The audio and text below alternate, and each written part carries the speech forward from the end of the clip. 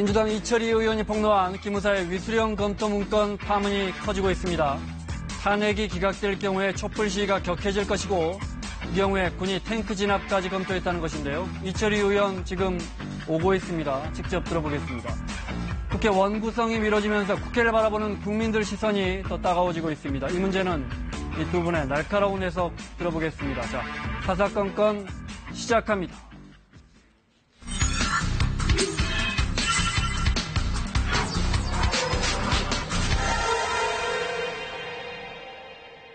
폭망했는데 누가 관심 주랴 하고 옵니다만 많은 분들이 관심을 주고 추천을 40명 정도는 이제 후보가 됐고.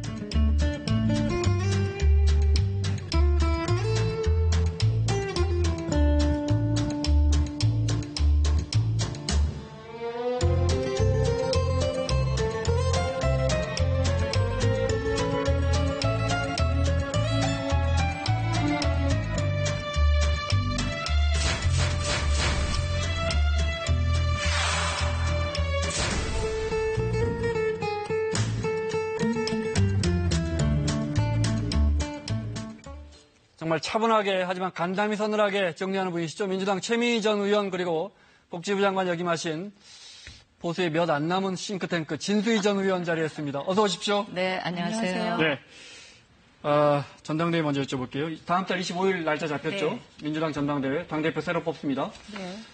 공교롭게 방탄소년단이 같이 그날 잠실운동장에서 콘서트를 해요. 저 잠실이 떠들썩할 것 같아요. 네. 근데 뭐 해보자는 뜻은 아니죠. 우리는 서로 윈윈. 네. 저희 기 안 죽을 자신 있습니다. 아, 네. 과연 그럴까? 네.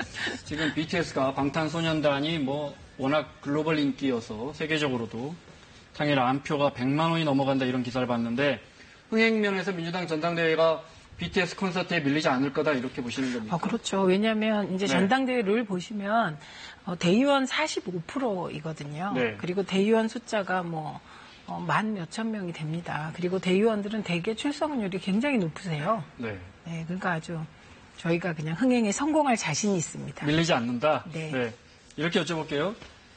방탄소년단 공연은 기대되지만 민주당 전당대회는 친문 후보의 승리로 싱겁게 끝날 것이다 이렇게 보십니까? 근데 우선요, 저는 네. 처음에 이 자료 보고 얼핏 민주당 전당대회에 방탄소년단이 게스트로 네. 출연한다는 얘기인가? 그렇게 의원님 설마요. 잠시 착각을 방탄소년단이 했었는데 지금 웬만한 공연에 안 초대받으면 개런티가 10억입니다. 네. 근데 방탄소년단이 있다면 우리 국회에는 또 방탄의원단도 있더라고요. 네. 자, 민주당 근데 전당대회는 어쨌든, 예. 친문 후보가 싱겁게 이길 거라고 보십니까? 결론부터 얘기하면 그럴 것 같아요. 왜냐하면 네. 더더욱 그러니까 대선 이후에 첫 전당대회이기 때문에 저는 대통령도 당원 자격으로 참여하실 수도 있을 것 같고요. 네. 단 이제 이게 대표가 누가 되느냐.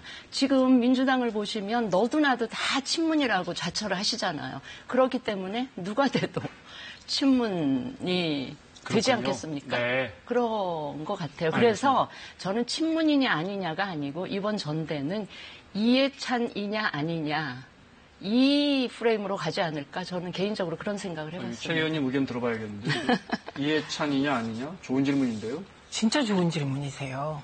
네, 그리고 그 말은 이해찬 의원이 출마 결심을 하면 어느 정도 모든 게 이렇게 평정될 거다 그런 말씀이시잖아요. 근데 아직 출마 선언을 네, 안 아직 하셔서 출마 조심스럽긴 해요. 결정을 아직 안 하신 걸로 압니다. 네. 네, 그렇기 때문에 너무 앞서 나가는 거예요. 네. 한다면 단연 우세할 거다. 모르죠. 전해철, 최재성, 박범계, 또 네. 이종걸 알겠습니다. 등등 쟁쟁한 후보들이 있지 않습니까? 네. 다른 동료 의원분들이 막 떠올라서 지금 차마 이해찬 의원이 유리하다 이렇게 말씀 못 하시는군요. 네. 바른미래당도 전당대회 준비하고 계시죠? 먼저 열리죠? 민주당보다. 그렇죠. 8월 네. 19일이니까 한 일주일 정도 먼저 열리는데요. 워낙 존재감이 지금 그렇죠? 약하다 보니까 네. 고민이 많은 것 같아요. 만약에 그래서 이분이 나오신다면요? 그림 준비됐습니까? 이분이 나오면 좀 흥행이 될까요?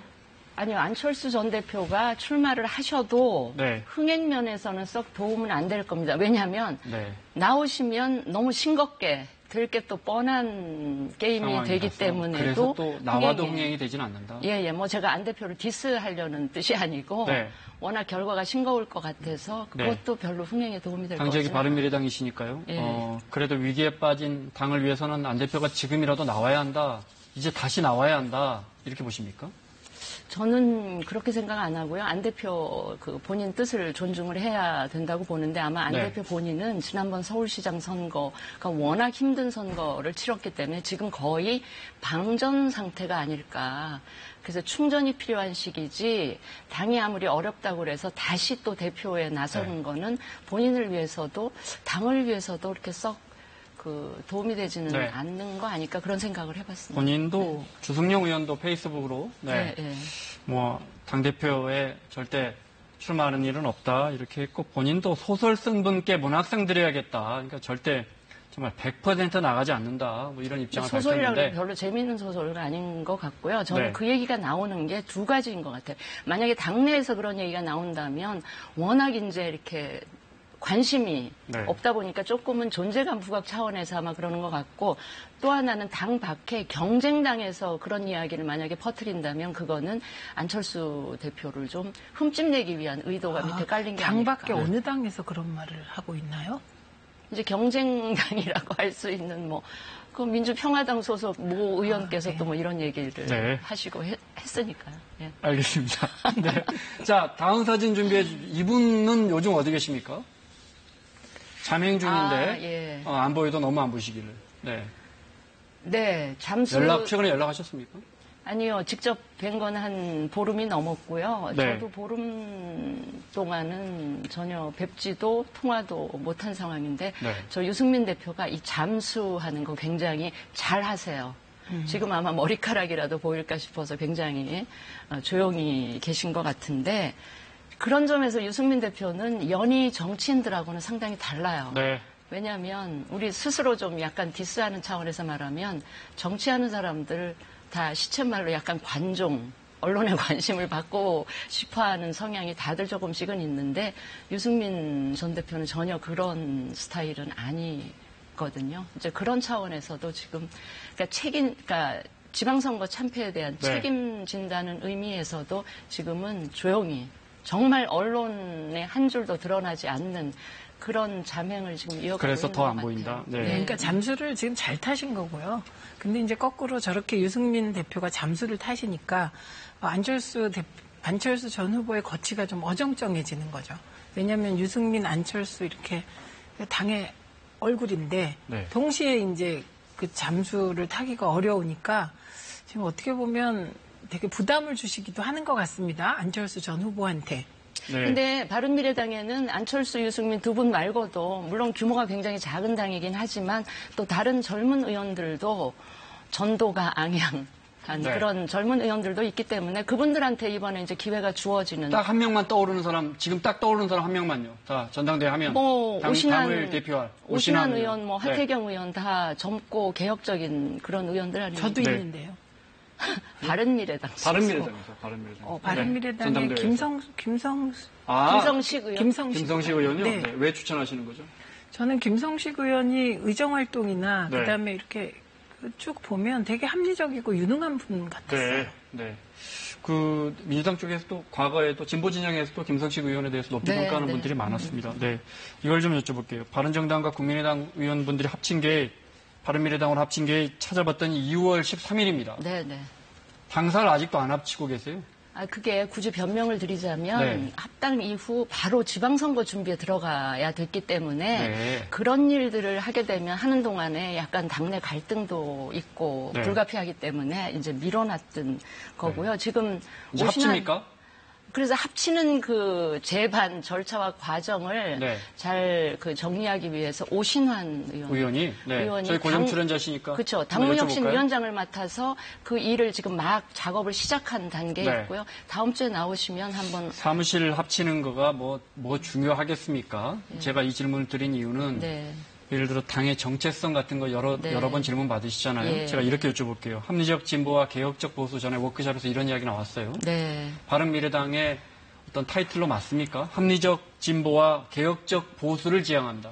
이제 그 점에 대해서는 제가 제 개인 입장을 지금 말씀드릴 네, 수밖에 없는데, 저는 그 두 당이 처음에 통합 선언을 할 때 뭐라 그랬냐면 중도와 개혁 보수라고 네. 이야기를 했어요. 그런데 지방선거 지고 나서 들고 나온 게 합리적 진보와 개혁적 보수. 네. 저는 당의 이념적인 스펙트럼이 너무 좁아서 지방선거에 졌다고 생각은 안 하거든요. 그런데 마치 그게 원인인 것처럼 더 스펙트럼을 넓혀서 이야기를 하고 있거든요. 저는 그래서 그거는 좀 제가 개인적으로 동의할 수가 그래서 없고요. 드리는 질문이에요. 예, 예. 합리적 진보와 개혁적 보수 그러면 사실은 좋은 말 다 넣어놓은 거예요. 그러니까 당의 이도저도- 정체성이 있느냐 이거죠. 그러니까요. 네. 이도저도 아니고 양 진영으로부터 다 배척받을 수 있는 위험성이 있고요. 저는 이번 선거를 거치면서 제가 개인적으로 굉장히 뼈저리게 느낀 게 뭐냐면 우리나라의 중도층의 유권자는 분명히 존재해요. 그런데 이 중도층의 유권자 분들이 선거 때 중도를 표방하는 정당이 있다고 해서 그 정당에 표를 주기보다는 양 보수 쪽 정당, 진보 정당에 스윙 보트를 하는 네. 투표 행태를 보이지 중도 정당에 표를 주는 그 투표 행태. 자, 그럼 어떻게 해야겠습니까? 바른미래당의 정체성은요? 애초에 통합 때 선언했던 것처럼 저는 개혁 보수의 중도를 우리가 포괄하는 그 정도의 스펙트럼으로 우리 정체성을 규정짓는 게 그나마 거기에- 사람들 네. 맞다 이렇게 생각합니다. 거기에 진보 논다고 해서 진보 진영이 절대 환영해 주는 거 아니다 이 말씀이시군요. 그렇죠. 진보 네. 진영은 이미 선점하고 계신 정당들이 네. 또 상당히 있기 때문에 네. 우리의 공간이 별로 남아있질 않는 것 같아요. 네. 바른미래당은 결국 한 집 살림을 못 보태고 쪼개질 것이다 이렇게 보십니까? 자유한국당 비대위원장이 누가 되느냐에 달렸다. 네. 네, 그래서 이거는 지금 바른미래당이 스스로 무엇인가를 보수 통합의 중심이 된다거나 네. 그러기가 되게 어려운 상황이다. 그래서 저는 만약에 자유한국당 비대위원장이 개혁 보수를 지향하는 분이 온다면 네. 저는 당연히 바른미래당의 유승민 대표 개와 통합 움직임이 있을 거라고 생각합니다. 저 네. 말씀은 제가 부분적으로 동의는 하면서도 참 아픈 부분이에요. 뭐냐면 바른미래당은 결국은 자유한국당의 변화에 이렇게 따라가는 종속 변수인 것 같은 위치에 있는 것 같아서 제가 조금 안타까운 의석수가 일단 좀 네. 적으니까 상대적으로. 근데 네. 그건 의석수 때문에 그런 거고요. 네. 유승민 전 대표가 얘기한 개혁 보수 그리고 과거의 원내대표 시절에 국회 연설에서 제시했던 그 방향이 대체로 따뜻한 보수이거든요. 따뜻한 보수, 개혁 보수. 그 방향이 대체로 맞기 때문에 네. 의석수는 뭐 맞는 말씀이지만 가치 지향이나 방향에 대해서는 안 그런 것 같습니다. 저도 개혁 보수의 정체성을 갖고 그쪽으로 지향을 하는 것이 가장 현실적인 우리의 선택지다라는 생각을 합니다. 거기에 우리의 네. 공간이 열려져 있다. 우리가 할 수 있는 역할이 있다. 이렇게 생각을 네. 합니다. 자유한국당 이야기하셨으니까 한국당이 언급하는 후보 41명 정도 있다는 거 아니에요? 안상수 준비위원장이. 그런데 대부분 다 고사하는 분위기 같고 몇몇 분들은 심지어 이름이 언급되는 것 가지고 언짢아 하시는 분들도 있는 것 같은데. 일단 SNS 분위기 한번 볼까요? 네. 자, 이게 지금 비대위원장에 추천된 분들에 대한 패러디입니다. 네. 이게 다음 거 볼까요? 네. 이정미 헌법재판관이었고요. 전 헌법재판관이죠. 회복 불능입니다. 이국정 외과 의사니까요. 네.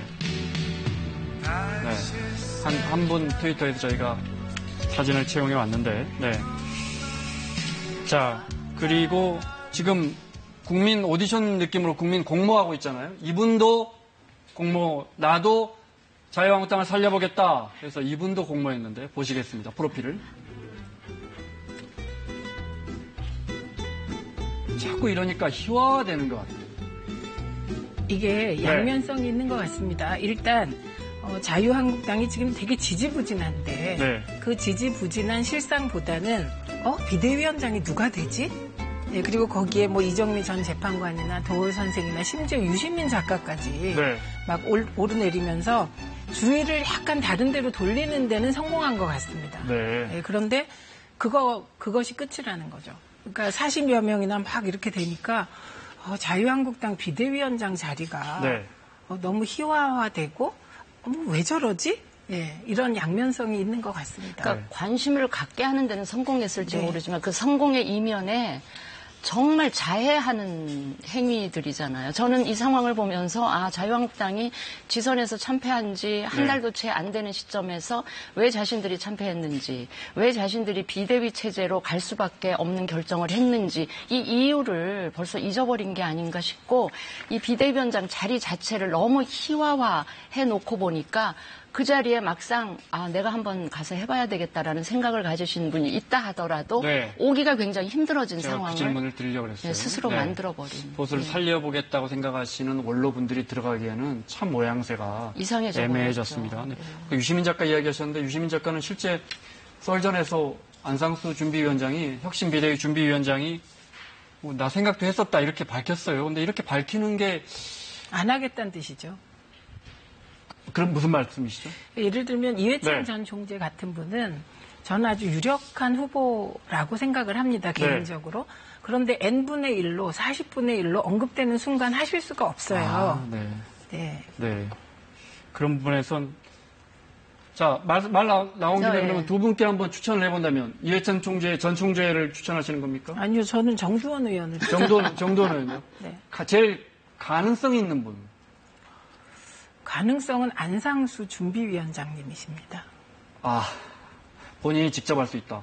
혁신 비대위를. 이렇게 이제 될 만한 분들이 다 네. 수면 위로 떠올랐다가 네. 뭐 안 한다고 의사를 밝히거나 네. 아니면 할 수 없는 조건이 되거나 이렇게 되면 뭐 히든카드가 있다고 하지만 그 히든카드조차 안 한다고 할 경우 그 결국은 생각을 못했네요. 저는 관리형 비대위 체제로 가게 된다고 봅니다. 혁신형이기보다는. 네. 그러면 현 준비위원회 체제가 그대로 그대로 갈 수 있겠다. 이런 정도현 전 생각을 의원을 해봅니다. 추천하신 이유는 뭡니까? 일단 저는 지금 비대위원장은 해체를 할 비대위원장이라고 이어야 자유한국당의 미래가 있다고 생각합니다. 근데 배참 오요. 근데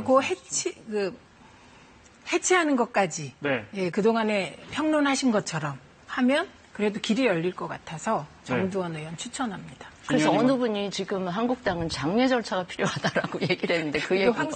근데 저는 이제 현실적인 가능성은 이제 없어져 버렸는데 제가 안타까운 부분이 네. 이회창 전 총리세요. 지금 뭐 명백히 거절 의사를 밝혔기 때문에 제가 거기다 대고 계속 언급하는 게 네. 뭐 좀 제가 네. 조심스럽기는 한데요. 지금 한국당 김성태 체제가 지금 영이 안 서고 있어요. 권위도 실종되고 리더십이 실종된 상태라 네. 비대위원장을 모셔온들 김성태 체제 이렇게 사퇴를 원하는 쪽에서는 이걸 받아들이기가 굉장히 힘들 거라고요. 그런데 만약에 이회창 전 총리 같은 네. 분이 오시면 그래도 보수당의 대통령 후보까지 두 번을 지내셔 거의 대통령 수준까지 아까 가셨던 분이라서 최민희 의원 예. 이야기하셨던 것처럼 분위기만 좋았으면 모셔올 수도 있었다 이렇게 보시는 겁니다. 그러니까 물밑에서 네. 정말 간절하게 식고초려라도 해서 네. 모셔왔더라면 그래도 이회창 전 총리의 카리스마적인 리더십으로 영을 세우고 권위를 세워서 우리 이렇게 가자라고 했으면 구성원들이 좀 납득하고 수용하지 않았을까 하는 아쉬움이 여전히 알겠습니다. 저는 남습니다. 네. 자, 이분들 또 역시 날카로운 평론하시기로 유명한 분들이죠. 이 두 분의 충고를 한번 들어보죠, 그럼. 아무도 하지 않는다면 뭐 저라도 해야 되겠지만 하지만 저는 그런 것보다는 소를 키우고 싶습니다. 소나 키우지 뭐하러 소장사까지 하려고 합니까? 무엇보다도 당의 정체성이 똑바로 써야 됩니다. 그러려면 소속 의원들이 비대위원 모시겠다 이런 말 하기 전에 가치와 철학을 두고 문 끌어닫고 서로 싸워야죠.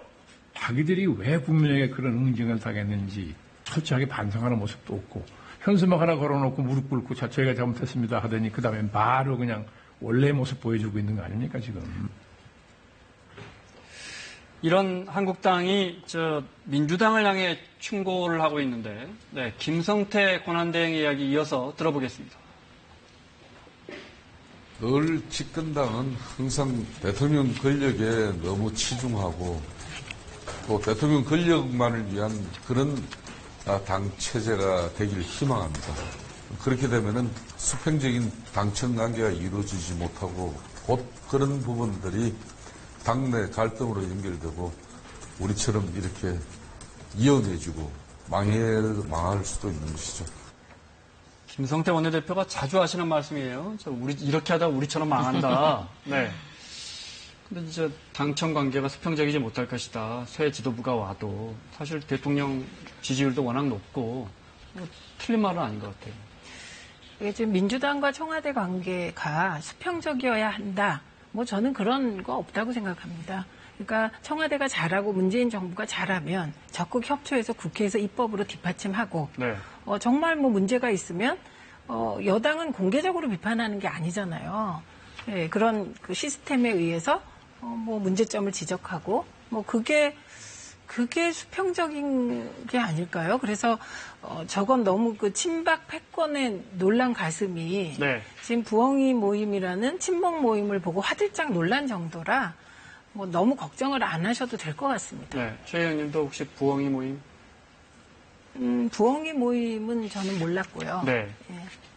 알겠습니다. 근데 이 부엉이 네. 모임이 네. 부엉이 모임에 대해서 언론이나 국민이 관심을 갖고 우려하는 시선을 가지게 되는 해산했다는데 또 이야기가 그러네요. 그래도 들어보겠습니다. 아니, 네. 그러니까 그냥 모임이 아니잖아요. 대통령과 가깝다거나 대통령을 만드는데 굉장히 적극적인 역할을 했던 분들의 모임이니까 네. 아까 친박이나 이제 대통령 탄핵을 불러온 이 사태를 익히 경험한 국민들 입장에서는 우려하는 시선으로 바라본 거고요. 그다음에 부엉이 모임이 지금 해체 선언을 했지만 저는 분명히 제2, 제3의 부엉이 모임이 다시 만들어지는 게 이 권력의 필연적인 저는 과정이라고 생각을 그러니까 합니다. 정당에서 모임 국회의원들한테 모임하지 마라.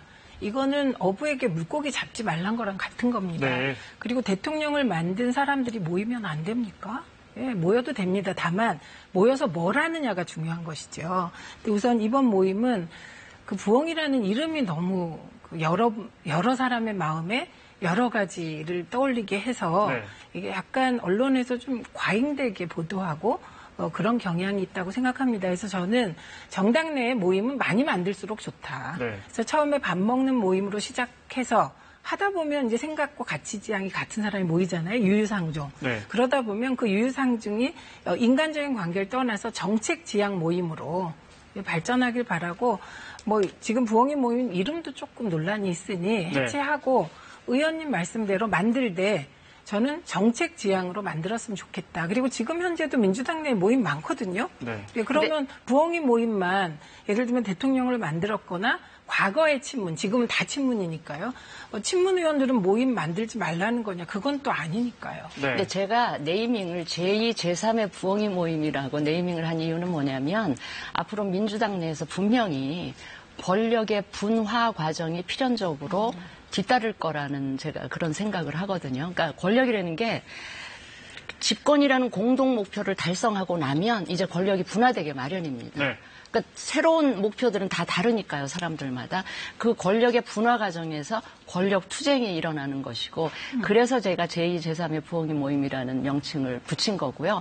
또 그런 모임이 대통령의 필요에 의해서 생겨날 수 저는 있다고 봅니다. 왜냐하면 대통령의 입장에서는 뭔가 입법이나 정책이나 예산 관련해서 일일이 국회의원들하고 다 이렇게 상대를 할 수 없으니 뭔가 국회나 당 쪽에서 대통령과 국정 철학 가치를 공유하고 있는 이 그룹이 있어서 그런 역할을 좀 대리한다는 뭐 이런 필요에 의해서 저는 생겨날 수도 있다고 봅니다. 아니 저는 그런 가능성은 제로라고 봅니다. 왜냐하면 그걸 당이 해야 되는 거고 네. 그래서 당대표 선거가 중요한 거고요. 그래서 저는 이번 당대표가 문재인 대통령의 국정 철학을 공유하고 문재인 정부의 여러 가지 개혁 입법 사안들을 적극 뒷받침할 수 있는 대표였으면 좋겠고요.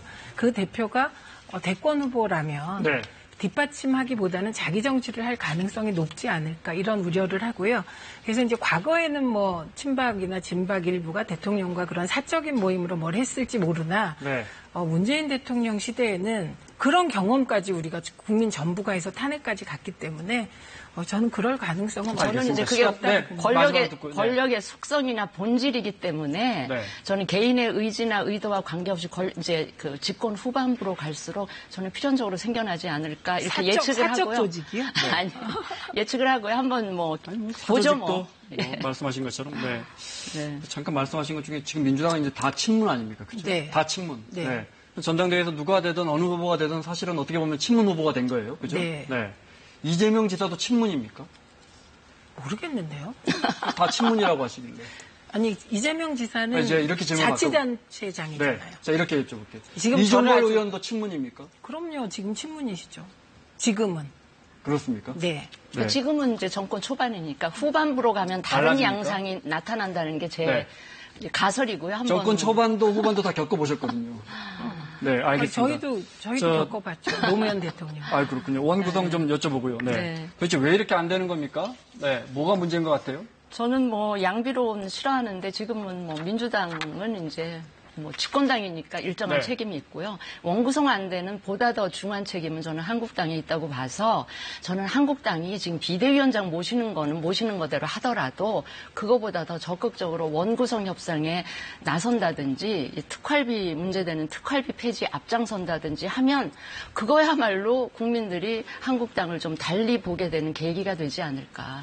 그런 저는 사실 생각합니다. 이거 국민분들이 사실 비대위 이런 건 이제 재밌기도 하니까 관심도 많지만 원구성이나 그동안 상임위가 얼마나 일을 안 했는지를 정말 적나라하게 알게 되면 법안 심사하는 과정이나 진짜 우리 국민들이 화내실 부분이에요. 정말 국회가 일을 안 해요. 그러니까 이번에 특활비가 이제 그런 국민들께서 정말 이랬네? 세금도 네. 안 내고 돈 썼네? 내 돈으로 저렇게 예, 썼단 말이야. 내가 뭐 세금 이런. 내기 싫다 지금 이런 분위기거든요. 네. 게다가 일도 안 하잖아요. 네, 그런데 네. 특활비를 그럼 빨리 폐지해라 이렇게 요구가 될 거 아니에요. 근데 네. 특활비 폐지하려면 운영위가 구성돼야 돼요. 네. 그러니까 운영위가 구성 안 되면 특활비 논의도 할 수 없거든요. 그럼 이제 저는 국민들께서 본격적인 국회 감시, 내용 있는 국회 감시, 이게 네. 팬클럽 수준이 아니고요. 그렇게 진화하실 거라고 봅니다. 알겠습니다. 마지막 질문 드려야겠습니다. 이제 2주 후에 또 뵐 건데. 저 다음 주에 보고 싶어요. 네, 알겠습니다. 네. 자, 두 분 워낙 깊게 들여다보시니까 2주 후에 우리 정치권에선 이런 현상이 있을 것이다. 예상 하나씩만 듣고 마무리할까요? 진 의원님부터. 2주 우리나라 정치권은 뭐 하루하루 일주일 만에 네. 엄청 지각 변동이 일어나서 제가 그 정도의 예지력이 있지는 않는데 그때가 되면 이 민주당 전대 출마자들 위주로 그게 굉장히 핫 이슈가 되지 않을까. 그건 저도 아는 거고요. 후보들 다 나오겠죠. 그거 말고요. 네. 그거 말고 뭐가 있을까? 네. 먼저 최 의원님부터 2주 후에 이렇게 될 거다. 2주 후에 희자매 토크가 있을 거다.